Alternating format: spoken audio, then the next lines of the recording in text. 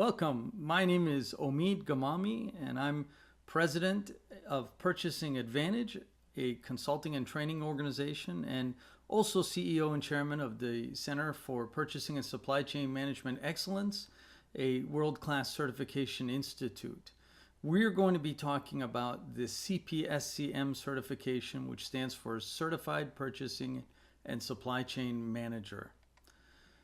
If you go to our homepage, and I'm just kind of showing you a snapshot here, it talks about our certification program and also about our partnership with the University of Houston, who spent almost a year analyzing and assessing our program before agreeing to put a contract in place and supporting us with our efforts. And what is it that we're trying to accomplish with this program? We have one vision, and it's very, very simple. It's to transform your purchasing and supply chain management organization to be and be perceived as a value-added center of profit. And our experience from the last quarter century and beyond indicates that, in general, purchasing and supply chain management departments aren't viewed as that. And this is the transformation we want to try and make. And our program, this certification program, is really intended to help both individuals and organizations. And in many cases, organizations choose to sign up their entire department. And in doing so, it helps move us towards this agenda to stop being viewed and treated and funded as a overhead and service organization and start being not only acting as a value-added center of profit, but also being a value-added center of profit and having a seat at the table with the executive staff. And as I like to say, if you don't have a seat at the table, then you're on the menu for lunch. And frequently, that's exactly what happens, especially to procurement organizations. So before we jump into this, it's really important to give a quick background and to put things in perspective. The procurement function, and I'll generically refer to it just as procurement throughout as opposed to procurement and supply chain management. The procurement function is a function that is completely assembled by accident. It's the only one out of all business functions. People plan for careers coming out of high school in marketing, sales, operations, accounting, finance, human resources, and so forth. Nobody plans to be in procurement. In fact, for almost a 30-year period in 23 countries, I've queried over 30,000 people in our profession, and only 8 have indicated that they plan to be in this profession. So we're the only one that's assembled by accident, and the reason you need to know this is and my research and practice shows, it's had dramatic negative consequences on how we've put together our processes and procedures and how we've come to operate as procurement organizations, and it really needs to change. Academia is not helping us. Most frequently, not only can you not get a degree in procurement, oftentimes there's not a class in procurement or a book in procurement or a chapter, a page, not even a sentence sometimes. There are institutions where you can get even advanced degrees in procurement and supply chain management, but that is certainly the exception and not the norm. So academia is not helping us. Companies, in my experience, are still trying to understand purchasing. They don't totally get it. And they ask the question, eventually, at some level in the organization, they ask the question, well, if you're saving me all this money, where is it? Show it to me. It's not in my budget. And so there's these perceptions about procurement that there's a lot of factors that they don't understand. And ultimately, they tend to defer back to procurement's job is to stay out of the way. The less, if I'm hearing about them, it means there's something wrong. It means they're getting in the way and they're not helping me get product or service out the door. And that is not a good way to be perceived inside the company. And eventually, private and public sector, every part of the world I've found, eventually procurement reports to somebody in the company who doesn't understand procurement. And this is a tragedy that's impacting us. So we cannot await for the profession to come around and start recognizing us. We have to grab the bull by the horns. And the current set of training and programs and things that are out there now are very, very robust and solid, but they're not putting us on this path to the Holy Grail. They have a different set of valuable objectives that they're focusing on achieving, and we'll talk about that and what differentiates this program. And you have to decide what's right for you and what's right for your company. And so this may be the most powerful slide you ever see. And I know because I've showed this probably to hundreds of companies by now, and it's proprietary. It's a function of a quarter century of research and practice with companies. This funnel represents the width of it from left to right represents time allocation, and the length from top to bottom represents over time. And so if the funnel is narrow, that means you're not spending a lot of time. But as it widens, it means you're spending more time. And our profession lives in a world where they're buying things quickly.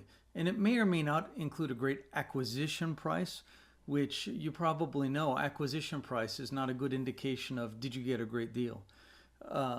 And when you buy things quickly, you're not able to spend much time up front. And that is the reality of our business. That's what's happening everywhere in procurement, no matter where I go. People are being forced to buy things quickly. End users want everything yesterday. If it's a major purchase, it's always an emergency. It's never, sit down and plan and do things right. It's I need it yesterday, and you're either on board or you're in my way. And there's a red line that gets passed, and that's a very dangerous red line. The day before and the day after a supplier has your money are two very different days. And this consistently gets us into problems. And so you rush into buying something quickly. The supplier gets your money. Your bag of tricks is empty. You've lost all your leverage. And then you end up becoming a full-time firefighter. And I know this for a fact from nearly 3 decades of practice as of the time of this recording, that go talk to your people.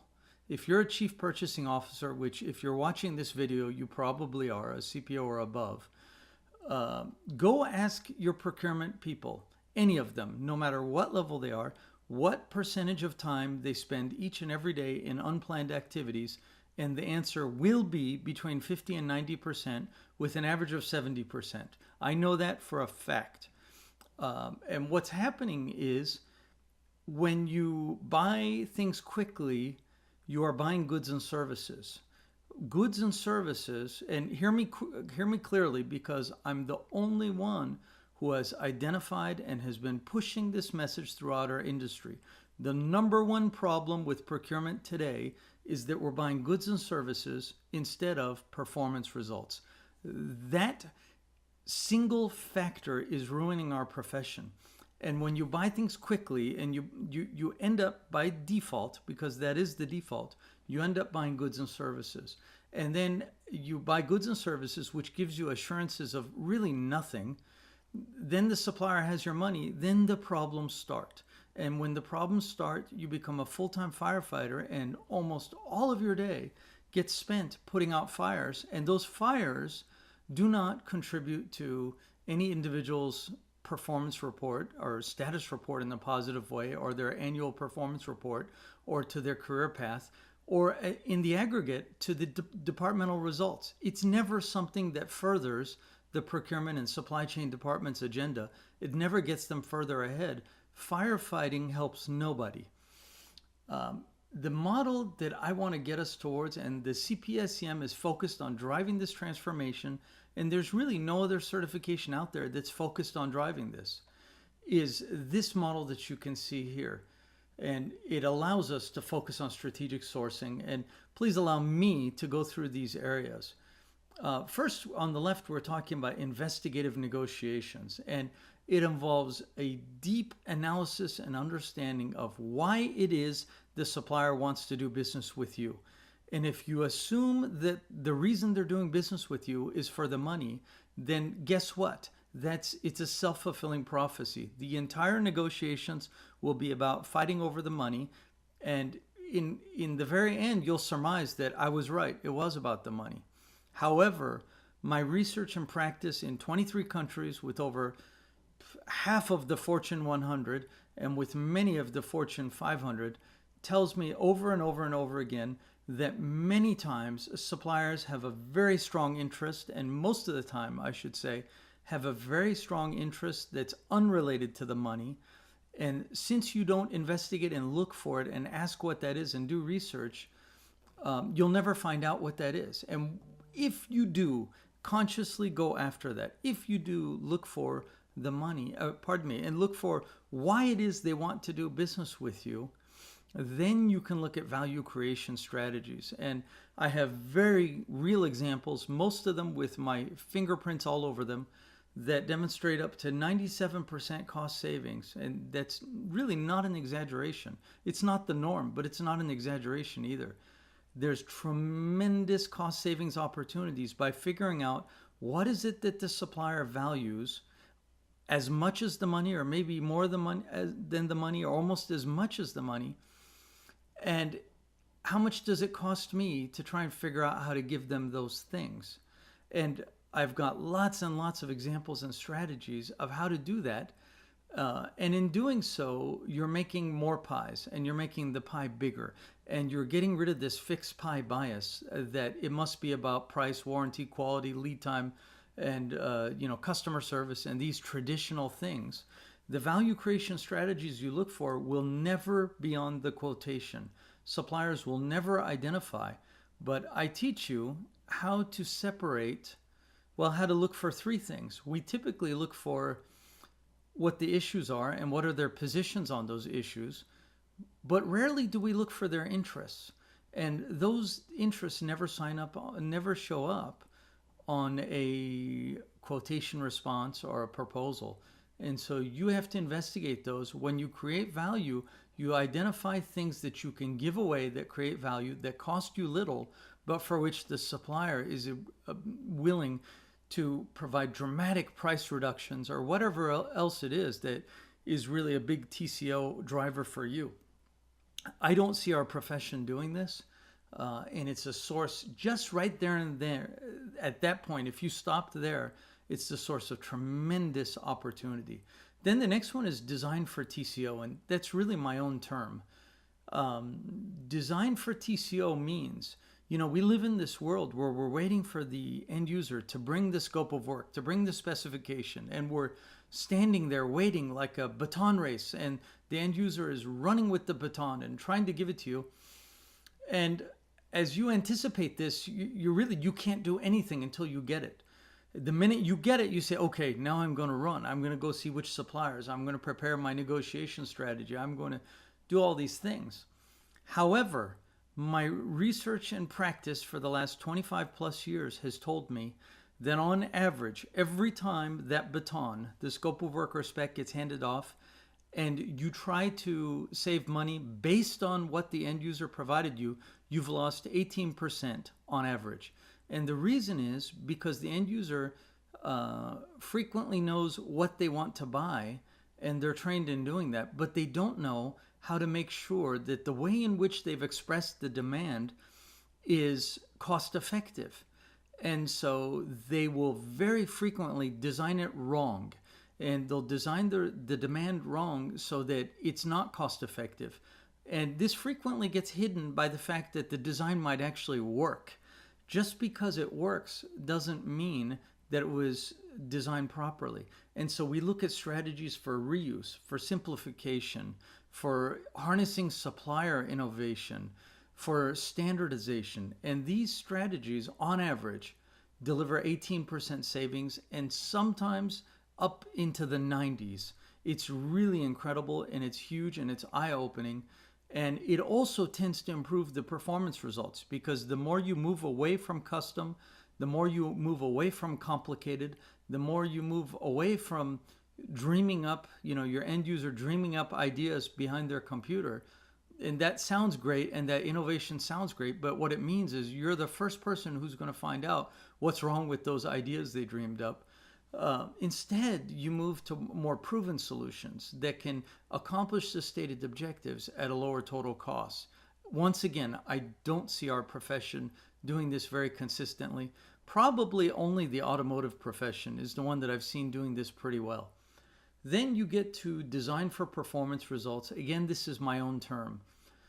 With design for performance results, remember I said that the number one problem in procurement today is that we're buying goods and services instead of performance results.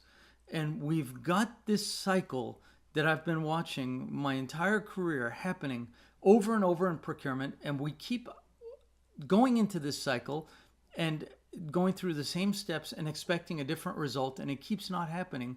Somehow we keep thinking next time it will. That cycle is the end user asks for goods and services, you solicit for goods and services, you negotiate for goods and services, you contract for goods and services. Then when the supplier delivers goods and services, the end user complains because they wanted performance results, but they never documented and stated what those performance results were, except once they don't receive them, they sure suddenly become aware of those things. And so, if you go out and look at most of the training out there, when they talk about supplier management, they say, okay, we've signed the contract and now let us show you how to manage the supplier. It's my experience that that's totally wrong. These are smart people teaching smart techniques, but it's like raising, a child to age 16 and then having somebody tell you or proclaiming, okay, now I'm going to start teaching my child values using very good methods. It's too late is the problem. And in this case, the supplier already has your money. And so what you really want to do, and what I show how to do, is to stop trying to influence these things post-contract because you have no leverage. It's too late. And to start re-architecting the entire procurement lifecycle from the very beginning to be singularly focused on the acquisition of performance results. I don't want anybody listening to this video to ever buy goods and services again. And by the way, all of our standard contracts are written for goods and services, which is, and you can't blame the contracts because the contracts don't know what you're buying.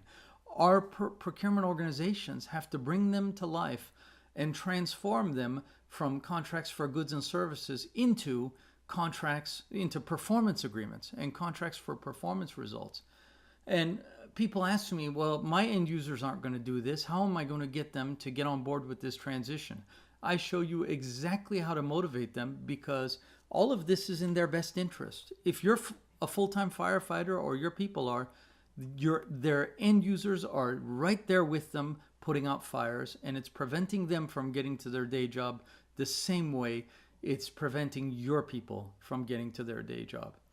Then we get into total cost analysis, and out of everything we talk about on this page, this is the only thing that's really being taught elsewhere. We have a lot of very smart people out there and very capable organizations teaching total cost analysis, and I do it as well here.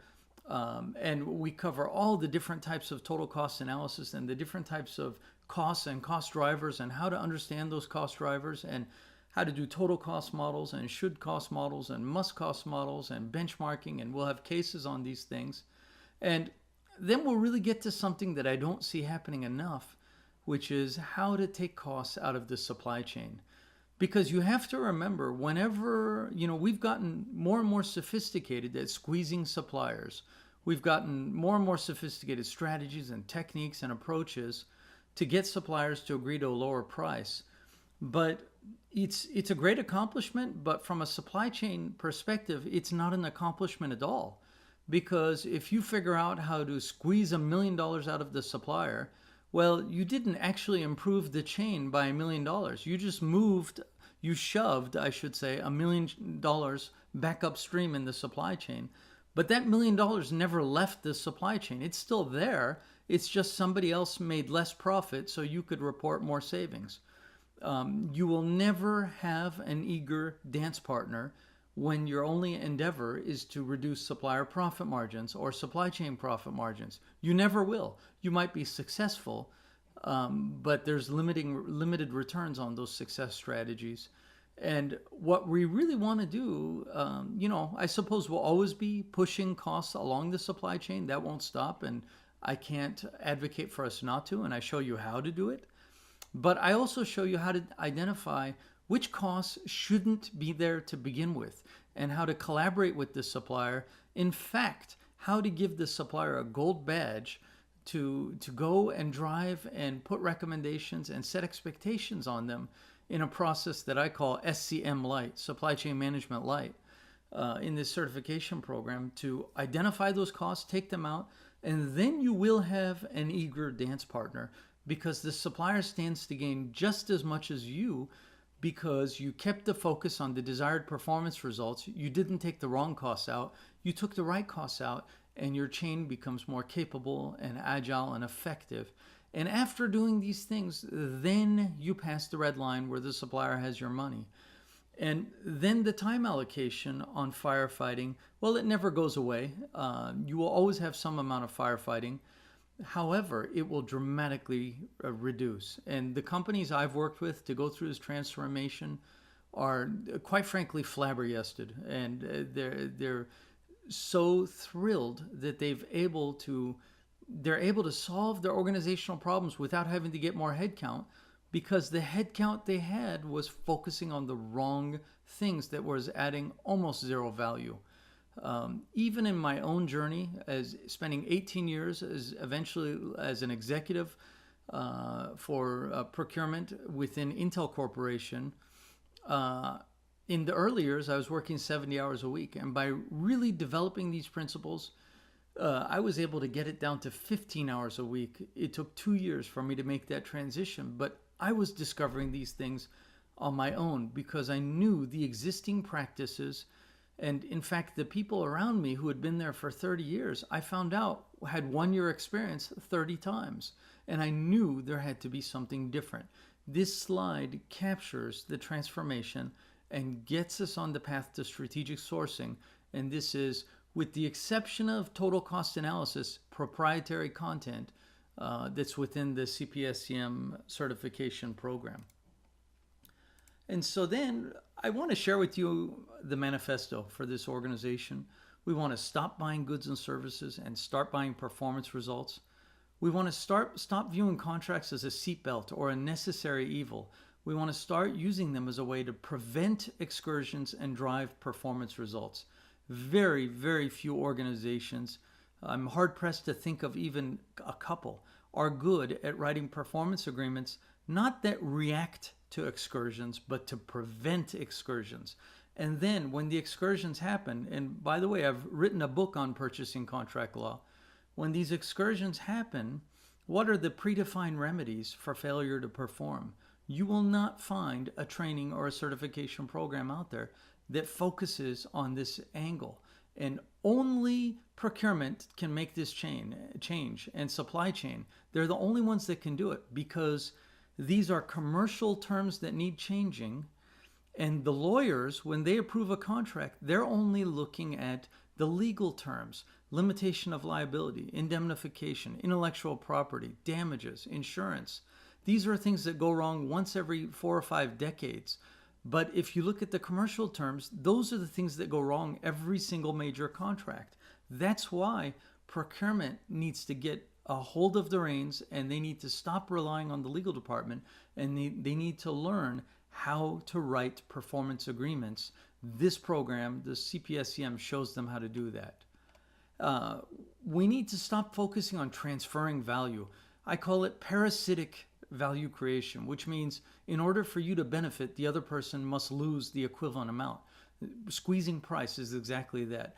The big opportunity is on creation of value, and this program is filled with tons of real examples that really demonstrate how to create value and how to get you thinking differently about negotiations, and to stop focusing just on how can I achieve my objectives at the expense of the other party.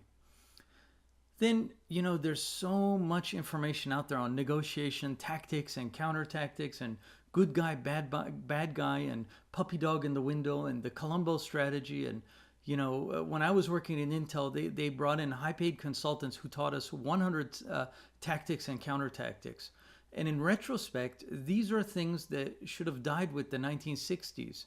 Can you imagine a supply chain that's predicated on each link trying to use deceptive tactics and counter tactics with the next link to try and achieve their objectives? You just can't do this with a supply chain. This is not where our profession is going. You need to know how to do investigative negotiations with a focus on outcomes that both parties can benefit. I don't even like to use the term win-win, because it's been so overused and it's become so trite, and it's come to be interpreted as split the pie down the middle, which is lose-lose.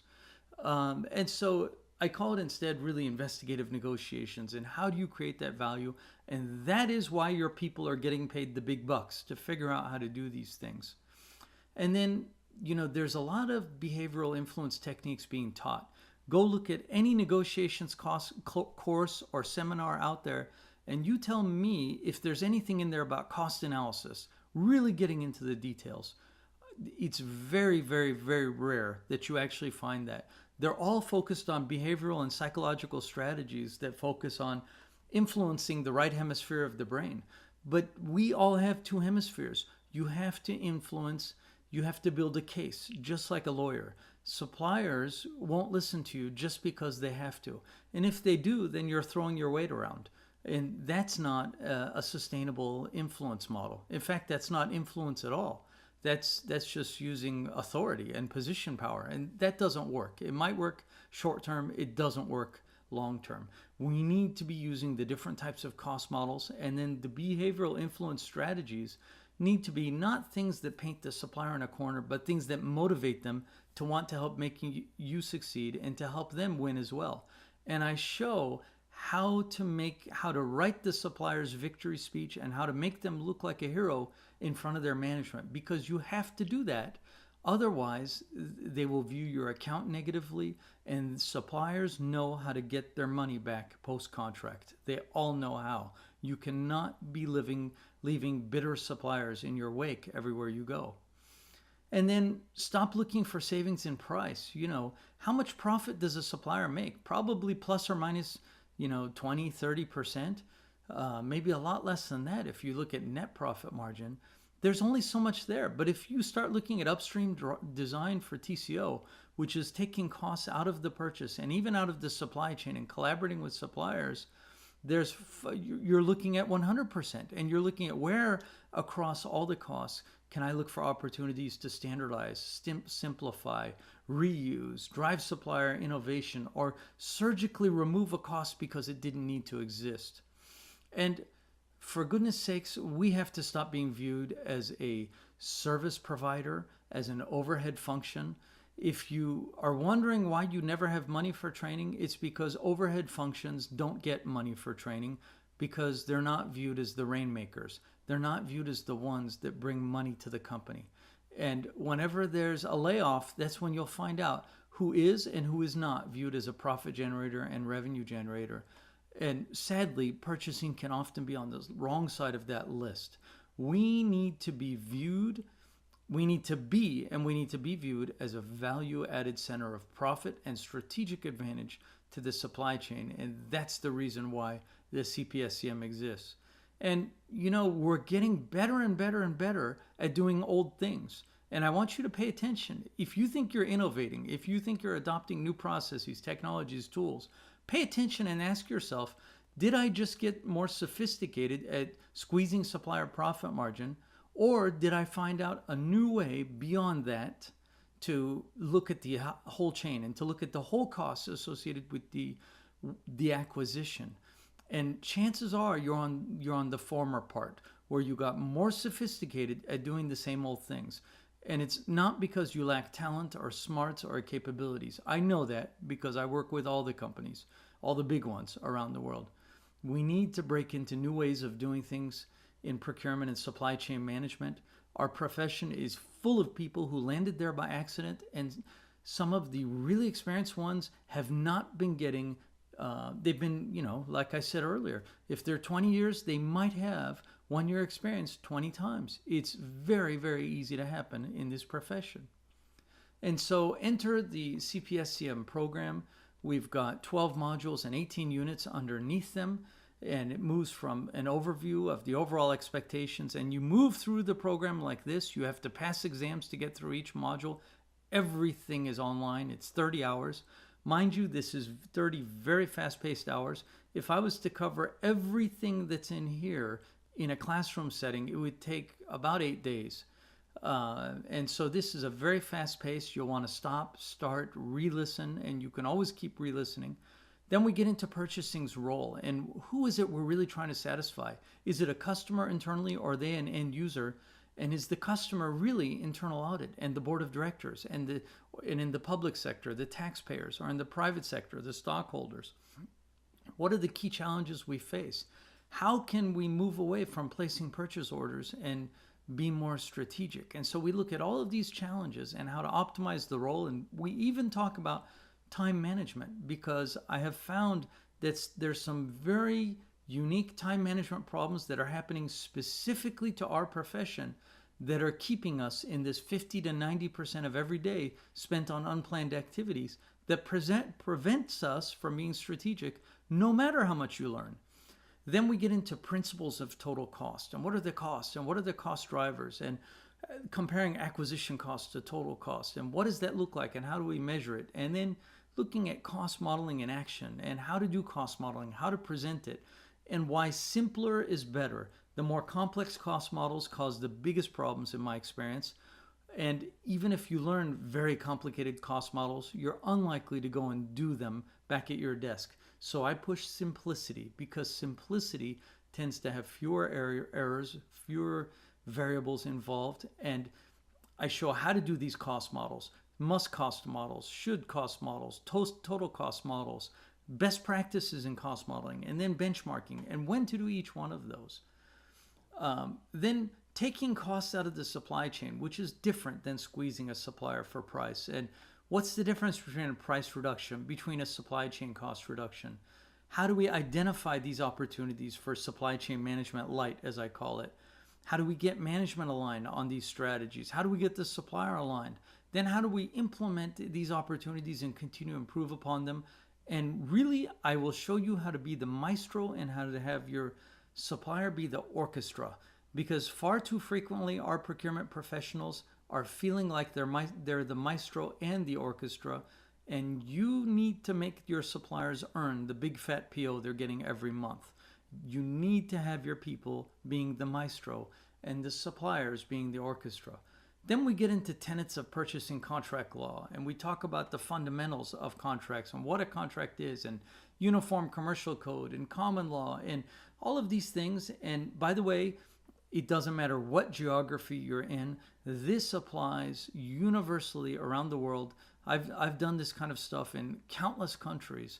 In fact, I train lawyers because on the commercial side, which they tend not to get as much training in themselves. And so it doesn't matter what country you're in. And by the way, we talk about some of the global contract aspects.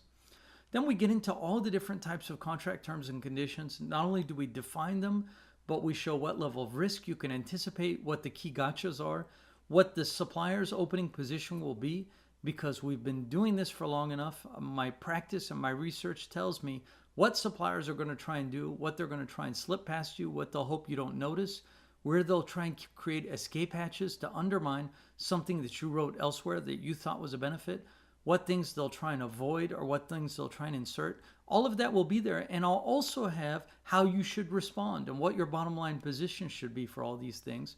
Then we'll get into a case that's the mother of all cases, where a very, very senior commodity manager, I've had all the guilty have been protected, the company names have been whited out, and the individual names have been whited out. But a very senior commodity manager for a Fortune 50 company signed a contract with a supplier without taking it to legal, without changing or negotiating anything, and it turned into a lawsuit. And it turned into this person being fired from his Fortune 50 company. You'll get that contract and you'll work on it, and I'll challenge you on how to change everything in there, and your eyes will be opened as to what kind of things can happen when you don't pay attention and you don't put performance agreements in place. And then we go into behavioral strategies and all the different types of strategies to influence and to how to listen. And the best negotiators are not great talkers, they're great listeners, and how to gather data and how to formulate a strategy that motivates the supplier, makes them want to work with you, and makes them want to help you be successful, and to couple that with the database strategies we learned from Module 4. Then we get into pre-negotiation planning. You know, Abraham Lincoln said, if I have 6 hours to cut down a tree, I'll spend the first 4 sharpening the axe. And this is exactly how this certification program is structured. If you noticed, we're all the way out here in the program and we haven't even held negotiations yet. This certification program is not about what to do in the negotiation room. It's all about what you do before you ever enter the room, because I make the very strong assertion that negotiations are won and lost before they ever start. And then you have holding the negotiations, different strategies, and all the way down to where to sit, and about people's names, and how to build equity with people, and how to watch behaviors, and when to take breaks, and how to challenge the supplier, how to leave the room, and the different ways to walk from a deal, but to do it in a way that's productive. And actually, I discourage walking from the deal. I show how to leave the room and to set a challenge and to get the supplier to rise up, and how to slash the cycle time associated with negotiations. Then we get into post-contract management, and by this time the funnel's is right side up the way it's supposed to be, and you should not be spending 50 to 90%. You should be spending about 10% of your time max in unplanned activities. And then we get into the supplier management strategies and indicators, and what I call results-oriented success metrics, instead of the ones that measure the wrong things, or they might measure the process. I'll show how to manage this process, but in reality, this module 11 is actually showing how to re-architect everything before it to be focused singularly on the acquisition of performance results, and then how to make sure that manifests properly post-contract. And so we get into every aspect of it, and I take procurement and supply chain out of the role of doing all the work for the supplier, and I shift the supplier to owning their own success and to doing the report outs. And I even give templates and forms for you to have that done, and how to do it with far less time allocation, with the supplier doing all the legwork. Procurement and supply chain is the maestro, and the supplier is the orchestra.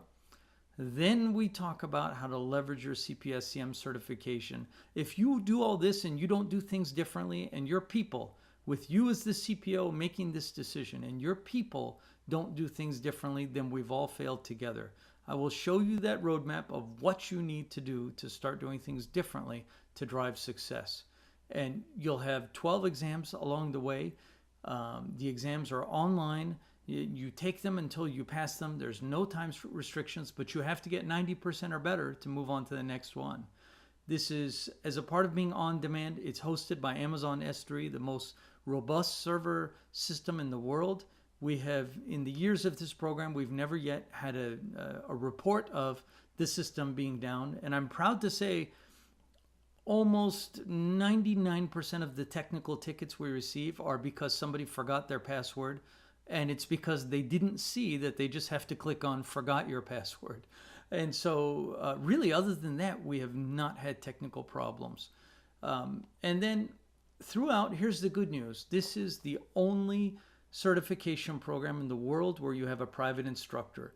You will hear me as your private instructor throughout this 30 hours. And you can listen to me over and over. And when you're done, you can go back and cherry pick and say, I want to listen to Module 3 again. Or I want to listen to Module 5, Unit 3 again. I want to keep training myself. Throughout, you will hear my voice. And as you see the materials, no other program in the world has that. And so if we look at this, the different ways to do it, that was the online program. If we want to do this in-house for your organization, I typically truncate the materials. I focus on the most powerful components, and I make sure I deliver a slam dunk.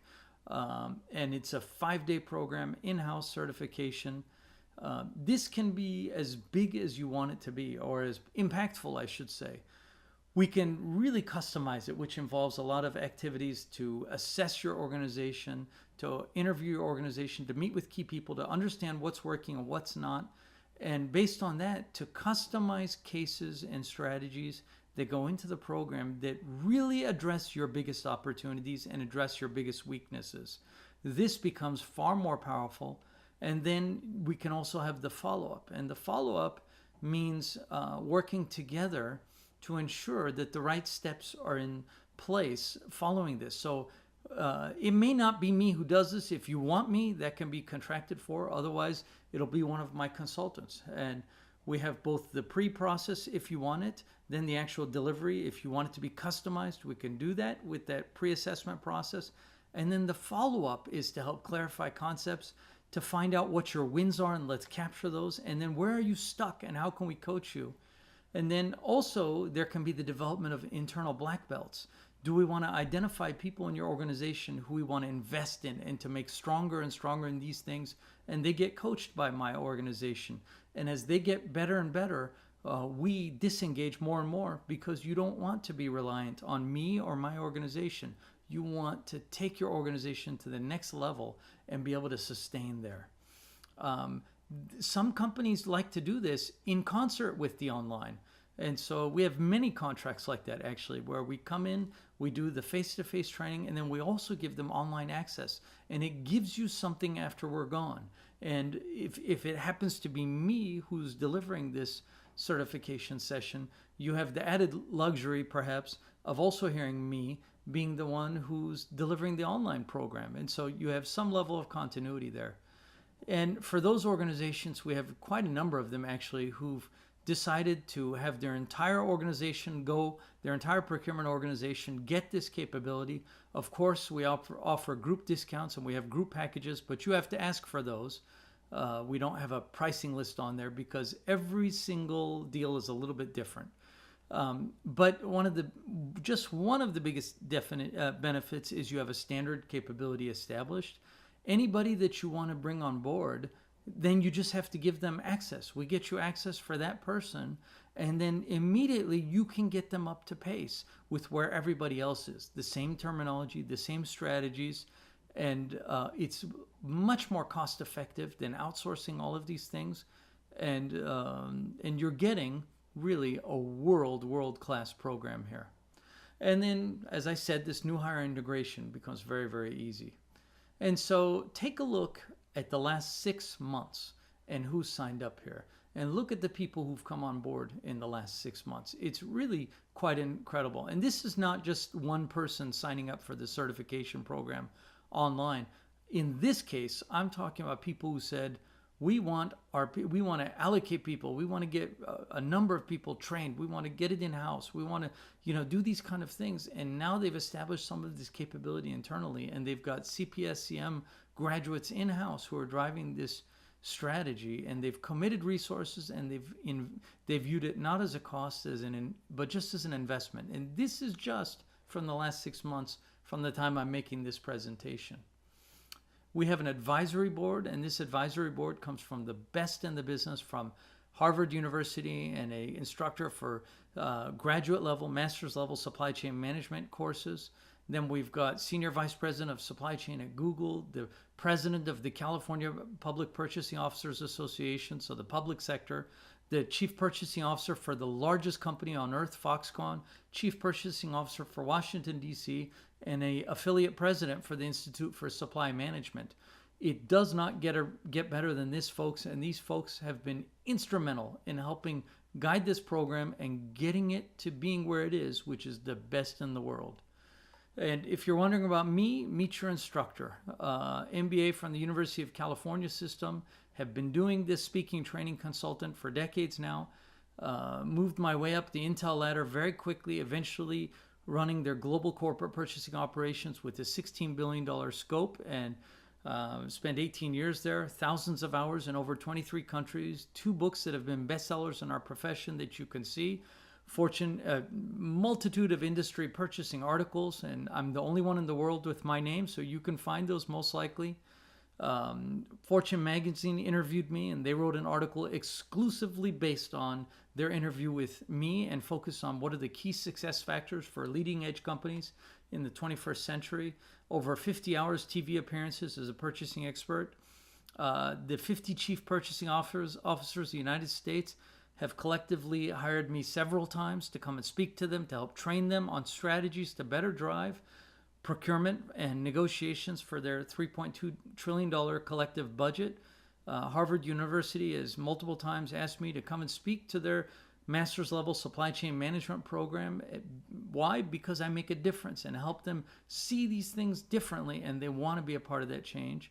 And also, I've innovated and founded the only procurement curriculum in the state of California out of 113 community colleges, because I care about this profession, and this profession must stop landing in purchasing by accident. We cannot allow this to keep happening.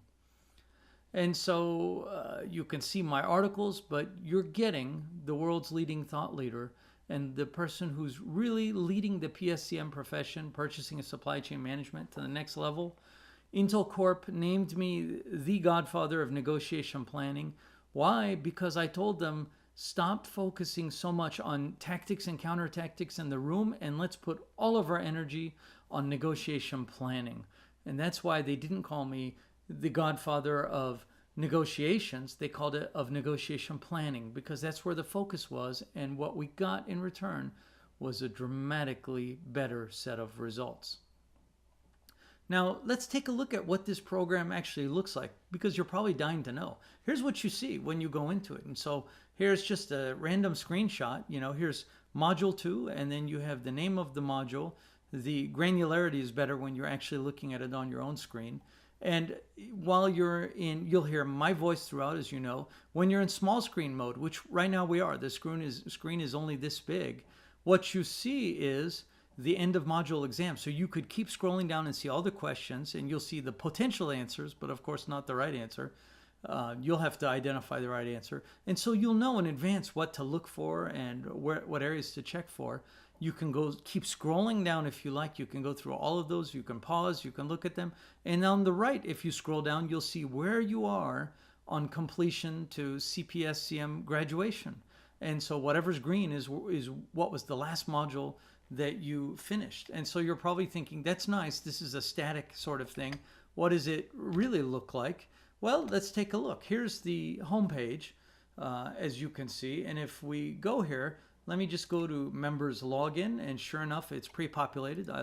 I log in, and it's doing that. It recognizes my username and password, and it takes me to where I left off. And so now I can see I already finished Unit 1, and then I'll jump into here, and it takes me to Principles of Total Cost. Now, I can either full screen and have it like this, or I can get out of this and be into the small screen. And then, so you can see all the exam questions are here, and you keep going down, and the exam questions go, and you can also see where you are in terms of going towards completion of the program. So it's really nice. It depends on what you like. Most people like to do a hybrid of the two. And then when you press play.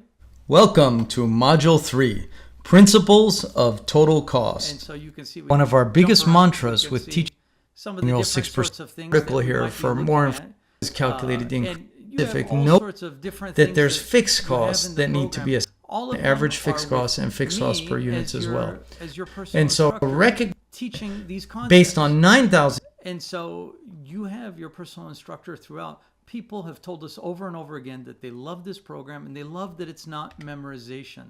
They love that it's real, it's focused on application, and the questions are not memorization oriented, the test questions.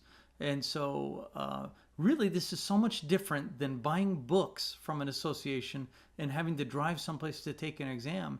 And that is the state of our profession at the moment.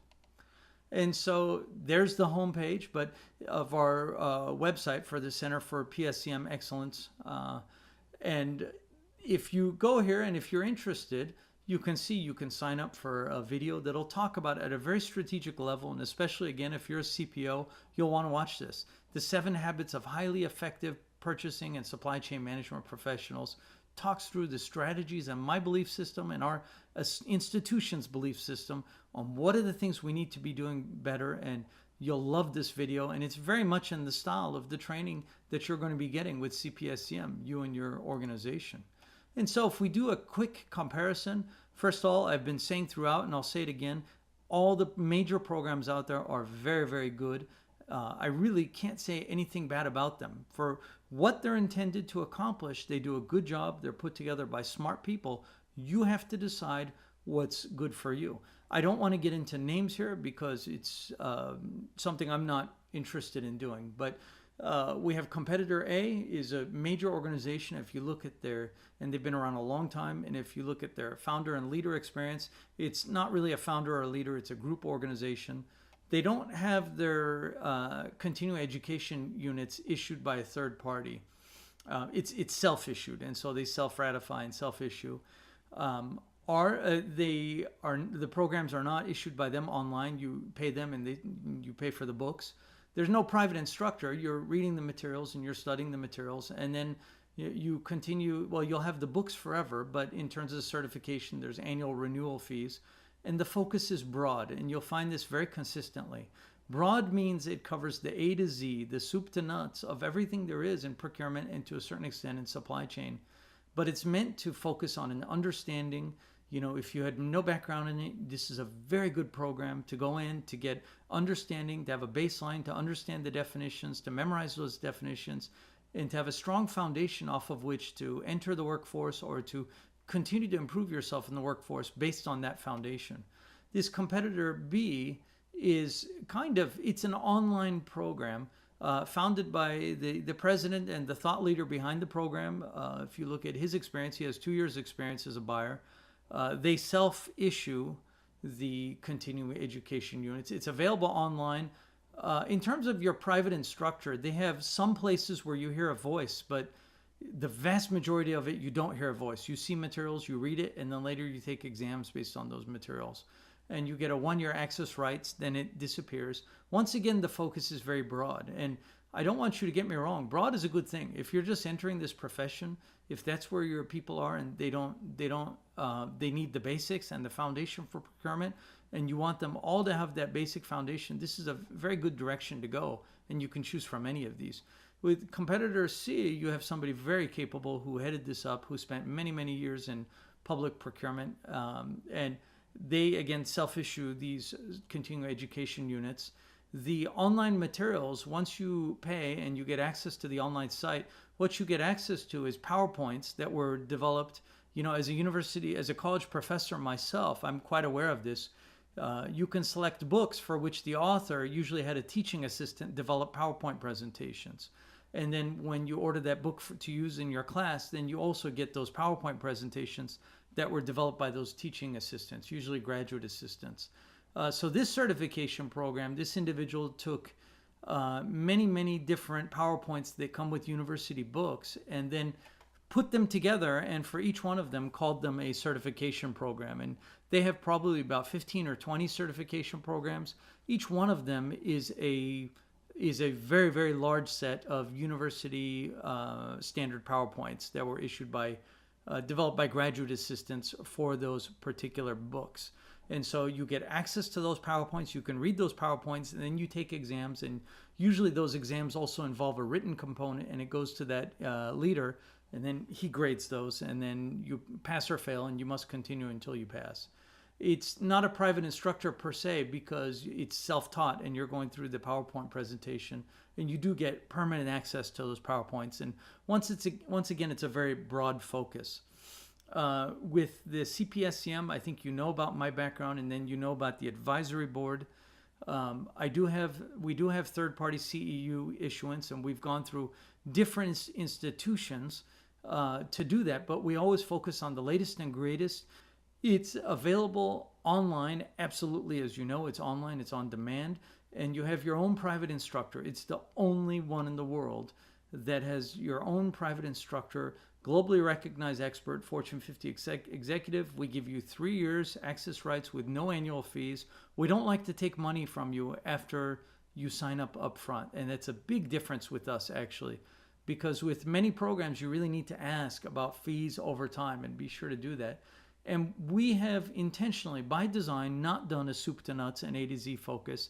The advisory board and my own research and practice have really helped us focus on the number one areas, the Pareto, the areas that make the biggest difference in careers and in procurement departments, and take us from good to great, and really help further the vision of making procurement and supply chain a value-added center of profit inside the company. And so anything that didn't contribute to that, we didn't want to include. We wanted to have a much deeper focus than anybody else does on the areas that were critical to us and that really are very, very proprietary too, as I showed. And so you're getting access to decades of research and practice. Won't read these testimonials to you. These are just some that were grabbed from our website, but you can see here's somebody up here. Somebody is talking about that she too fell into purchasing by accident. She doesn't learn by memorization. She really liked this program, and she's also has a certification from another organization. She really liked this one because it didn't involve memorization, and she highly recommended the investment. Here's another individual, and he talked about how easy it is to understand how application oriented it is, and how even others outside of procurement could take it. Here's somebody who talked about from MasterCard that he was able to go into the biggest negotiation of his life and get some incredible results. In fact, I gave him some personal coaching in advance of that to really help him get that, because it was such a big deal, and he invested in the program too. Here's another individual. He said the best investment he's ever made on his professional and personal level. Here's another one, truly incredible investment in his career, the art of negotiation as its best. We've got endless people who are just thrilled with this program, and we're really looking for the people who want to do things differently to come on board, and the companies. And so, won't read this slide to you again, but I want to remind you that I can pretty much, not knowing who you are on the other side, I can pretty much guarantee, if you're a chief purchasing officer, your people on this left-hand side, show them this graph, let them listen to this video. They'll tell you, you don't need me to tell you, they'll tell you, we live on this left-hand side. I want you to get over to the right, because I want this profession to get better. And we need to be recognized as the real value add that we are. And so this is your challenge. I'm presenting a challenge to you. And procurement professionals, in fact, this should be alarming to you. On average, my research and practice shows that they only spend up to 2% of their time in training. However, the people you're negotiating with, the salespeople, spend up to 20% of their time in training. And they have better systems, tools, budget, and resources than you. Why? Because they generate revenue and the company invests in them, and because you are most likely viewed as a cost center and as a service provider.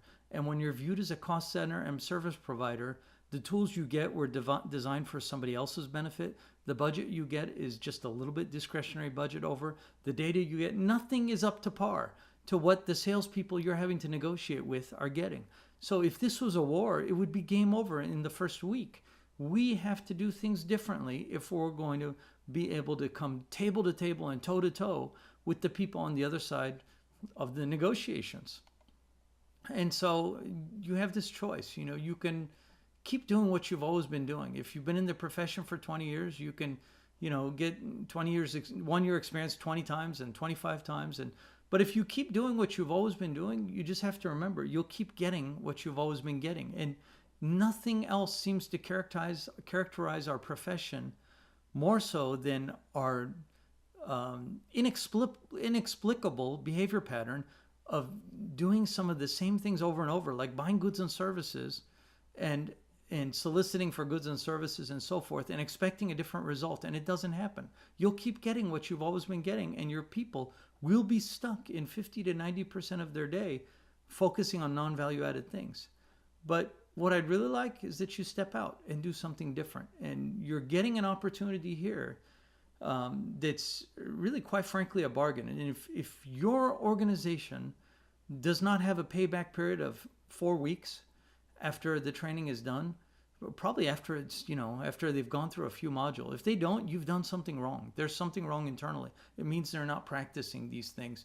Because I know I've worked with companies for a quarter century, helping them make this shift over to the funnel on the right-hand side. So you have an opportunity here, and it's easy for you because somebody else will do all the training. And so the business opportunity, we're in this fishbowl on the left. We're viewed as an overhead service provider with human resources, finance, accounting, payroll, and legal. And I'm telling you, that's the kiss of death. And where you want to be, there's revenue and profit generators. And those are the people that salespeople value. And with them, you have sales, marketing, research and development, manufacturing. They get invested in. And so what we need to do is we need to get out of this fishbowl. Somebody once told me it doesn't look like this fish is going to make it into the other bowl. It is going to make it. Trust me, I know, because I've watched companies do it, and we've received nothing but really positive feedback on this program and to help elevate companies. So with that, really encourage you, to step back and break the cycle. Get out of what we're doing today because it was created by smart, well-intentioned, capable people who landed in this profession by accident. Break the cycle. And we need to start moving towards something better. If you want to have individual CPSCM candidates, you can go to our standard website. You can click on the certification tab. And if you go all the way down, you'll see where you'll see everything about what you're going to learn in the program. In fact, I didn't even show you, and I can here, in there, you'll see all the different things that you're going to learn. So you can just click down the powerful skills. There's a big checklist of all the different things we cover. And this checklist goes and goes and goes and goes and goes. It all moves toward the objectives that we're trying to get to of creating our organization and shifting our organization to a value-added center of profit. Now, if you want to do group CPSCM certification, online or face-to-face or both, some people want to have everybody online. Some people want to do a face-to-face certification. Some CPOs want to do that. Some say we want to do both. Send my organization a note. Send a note to support at Center for PSCM. PSCM is Purchasing and Supply Chain Management, excellence.org. Or you can call us at 1-888-826-4889. We'd be happy to collaborate with you. We're in this game together, and we want to make this profession better. Congratulations on your decision to invest in your procurement and supply chain department. Let's go get someplace better. Let's break the cycle. Thank you very much.